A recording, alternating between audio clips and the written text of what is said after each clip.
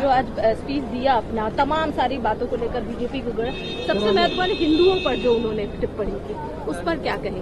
नहीं, सिर्फ हिंदुओं पे नहीं उन्होंने कहा, उन्होंने सारे धर्मों को कहा। उन्होंने इस्लाम पे बोला, हिंदू पे बोला, बौद्ध के ऊपर उन्होंने बोला, सिखों के लिए कहा, तो उन्होंने सभी पे उन्होंने बोला। ऐसा नहीं है, बट बीजेपी उसको ऐसे प्लांट कर रही है कि सिर्फ हिंदुओं पे हमला किया राहुल गांधी जी ने, या ऐसा कुछ नहीं कहा। लेकिन मैम उन्होंने ये तो कहा कि नफरत फैलाते हैं हिंदू, और ये नहीं, उन्होंने कहा बीजेपी वाले नफरत फैलाते हैं, और बीजेपी में तो हर एक धर्म के लोग हैं, सिर्फ हिंदू थोड़ी ना है। तो एक बात और तो उन्होंने बीजेपी के लोगों के लिए कहा, ऐसा नहीं कहा कि हिंदू फैलाते हैं। वो कह रहे कि कोई भी धर्म ये नहीं सिखाता कि हम किसी को डराएं या नफरत फैलाएं। ओवरऑल जो उन्होंने स्पीच दी, जैसे अग्निवीर की बात कही और फिर मणिपुर वाला मामला उठाया, कई सारे मुद्दे पर उन्होंने अपनी बात रखी। देखिए, राहुल गांधी ने निट पे भी कहा, अग्निवीर पे भी कहा, मणिपुर का भी मुद्दा उठाया, हाउस के अंदर जो होता है उस पे भी राहुल गांधी जी ने कहा, बीजेपी के ऊपर भी कहा।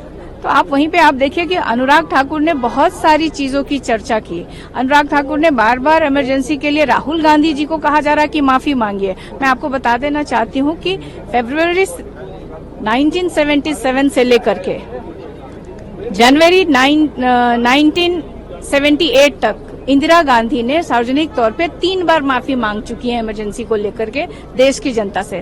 तो अब राहुल गांधी जी से क्यों उम्मीद लगा के रखें कि इमरजेंसी पे कोई माफी मांगे, और इमरजेंसी की चर्चा क्यों कर रहे हैं लोग आज? तकरीबन अब 50 साल होने जा रहा है, या अगले साल हो जाएगा इमरजेंसी को 50 साल।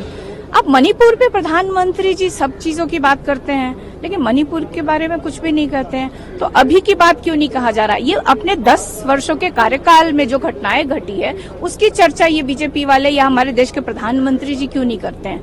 आप जो 50 साल पहले जो चीजें बीत गई, और उसके लिए तो इंदिरा गांधी जी ने सार्वजनिक तौर पर, मैंने आपको बताया कि 3 बार खुद देश की जनता से वो माफी मांग चुकी हैं। तो अब किस बात की बार बार कहते हैं लोग कि माफी मांगिए इमरजेंसी के लिए? अभी 10 सालों तक इनको इमरजेंसी नहीं याद आया।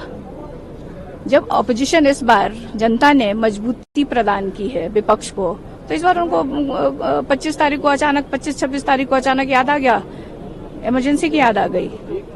तो हम लोग बार बार ये कह रहे थे राहुल गांधी जी की जो देश के ज्वलंत मुद्दे हैं, जो जनता के जन सरोकार के जो मुद्दे हैं, चाहे वो किसानों का मुद्दा हो, और अभी सबसे ज्यादा जो स्टूडेंट का नीट का चल रहा है, कि हमें 1 दिन का समय होना चाहिए जिसके ऊपर हम लोग अपनी सब बातें रखें उस पर, लेकिन सरकार उससे भाग रही है।